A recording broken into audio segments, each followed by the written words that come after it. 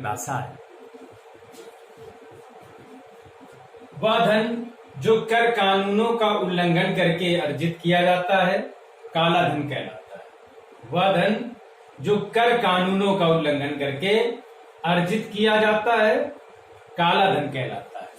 काला धन कर कानूनों का उल्लंघन करके या कर कानूनों से अवैध तरीके से बचाव करके अर्जित किया जाता है, इसलिए वह धन काला धन कहलाता है।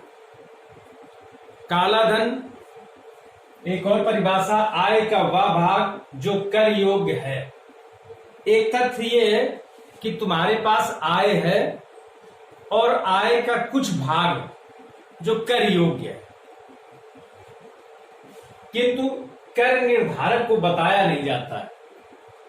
आय का वह भाग जो कर योग्य है और कर निर्धारक विभाग को बताया नहीं जाता है, वह धन काला धन कहलाता है। हम जानते हैं कि भारत में आयकर विभाग बनाया गया है जो प्रत्यक्ष आयकर के संदर्भ में मामले देखता है। यही विभाग, आयकर विभाग, सभी की आय का निर्धारण करता है। काला धन कर कानूनों का उल्लंघन करके अर्जित किया गया धन होता है और यह धन कर योग्य होता है। यह काले धन के स्वामी को भी, जो मालिक है उसको भी ये जानकारी होती है, उसको भी ये पता रहता है कि यह कर योग्य आय है, किंतु फिर भी वो एन केन प्रकारेण कर निर्धारक को वह कर योग्य आय प्रकट करने से बच जाता है, या स्वयं को बचा लेता है, या किसी भी प्रकार से जो कर योग्य आय है उसको इधर उधर कर देता है। तो ये काला धन है। काला धन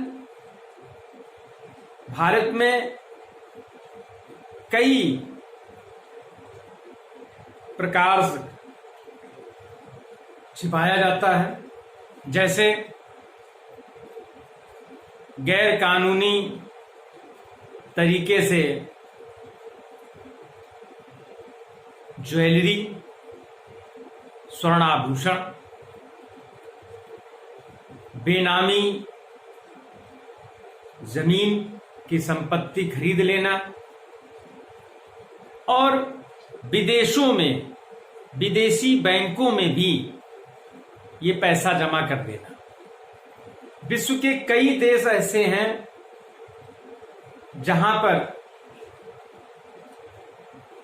करों में छूट दी जाती है और उनको टैक्स हेवन देश कहा जाता है, टैक्स हेवन कंट्री कहा जाता है। यहां पर आसानी से जो काला धन है उसको खपाया जा सकता है, उसको छिपाया जा सकता है।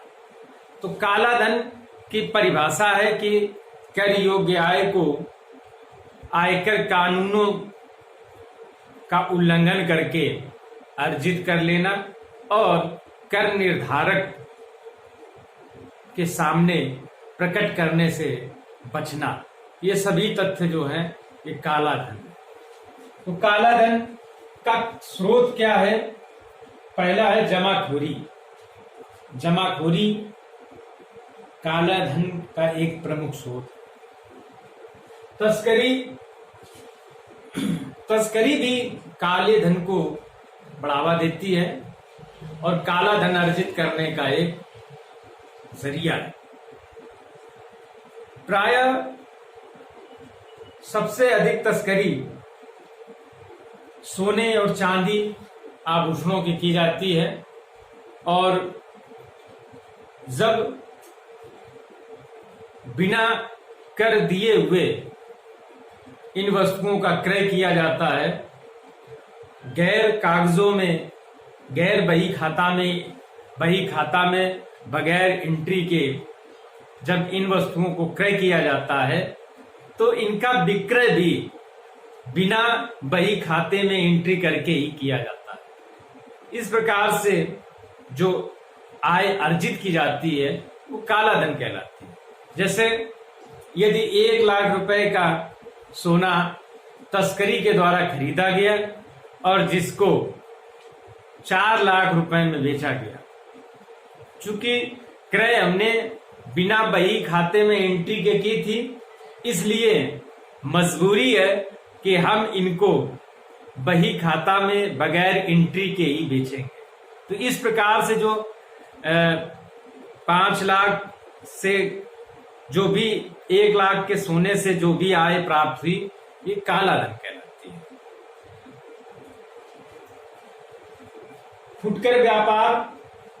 फुटकर व्यापार में भी जब हम बगैर खाता बही में एंट्री किए हुए सामान का क्रय करते हैं तो हम उन वस्तुओं की बिक्री भी खाता बही में एंट्री के बगैर ही करेंगे।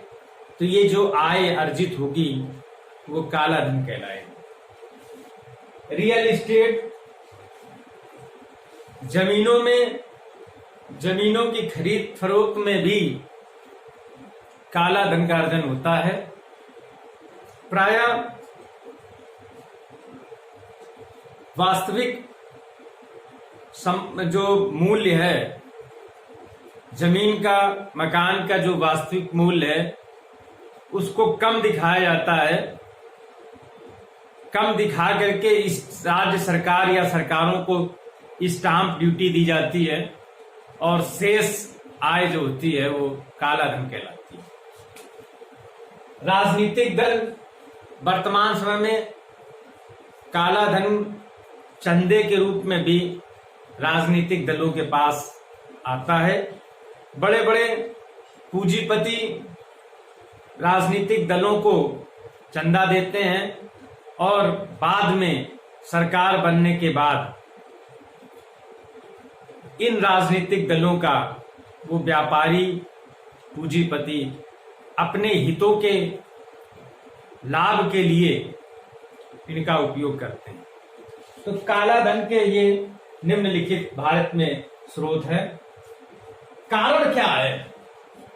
उन कारणों को भी जानना बहुत आवश्यक है जो काला धन अर्जित करने को प्रोत्साहित करते हैं। तो पहला कारण है करारोपण की उच्च दर। प्रायः ये मानव प्रवृत्ति होती है कि वो अपने परिश्रम से अर्जित आय को अपनी एकाधिकार में रखना चाहता है, अपने एकाधिकार में रखना चाहता है। और कर चूंकि अंशदान है, अनिवार्य अंशदान है, इसको देना ही पड़ता है, ये किसी सेवा के बदले में भी नहीं होता है, तो उसको कष्ट होता है, ये त्याग करने में उसको कष्ट होता है। और यह जो कष्ट है, जब कर की दर ऊंची होती है तो ये कष्ट और अधिक बढ़ जाता है।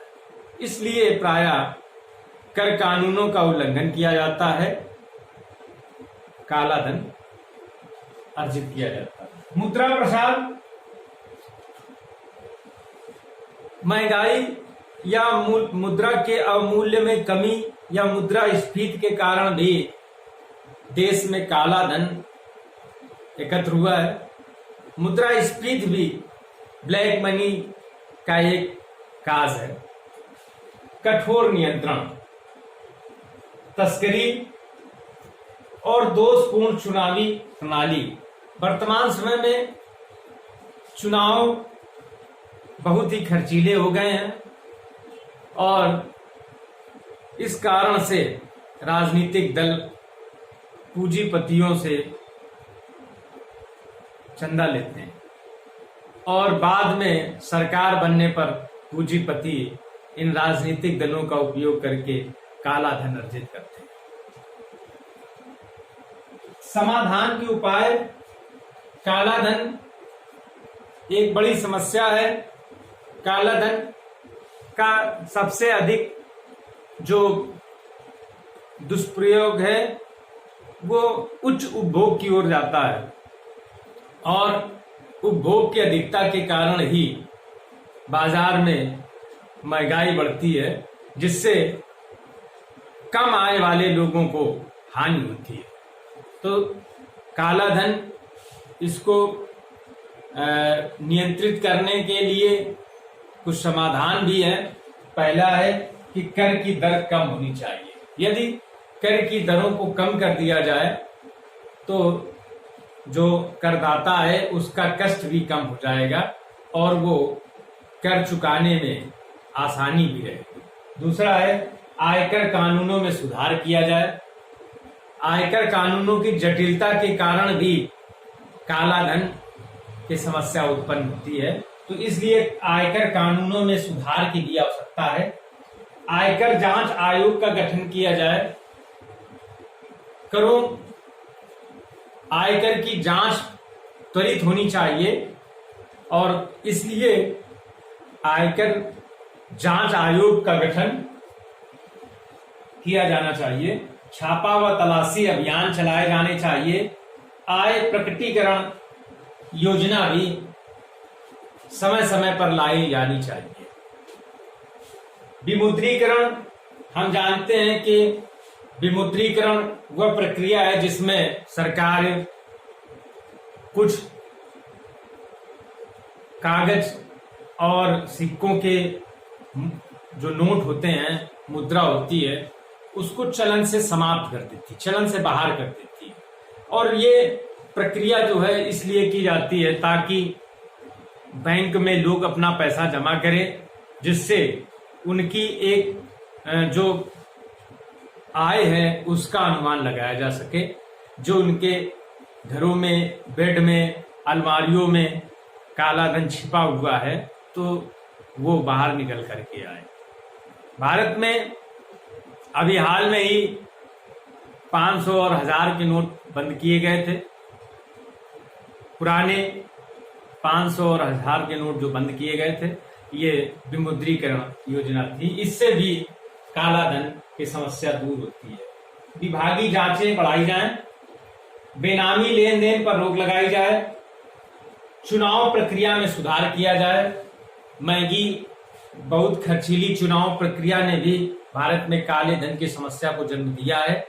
इसलिए इस समस्या को भी दूर करने का सबसे अच्छा उपाय यह है कि चुनाव में खर्च की सीमा को एक निर्धारित सीमा की जानी चाहिए।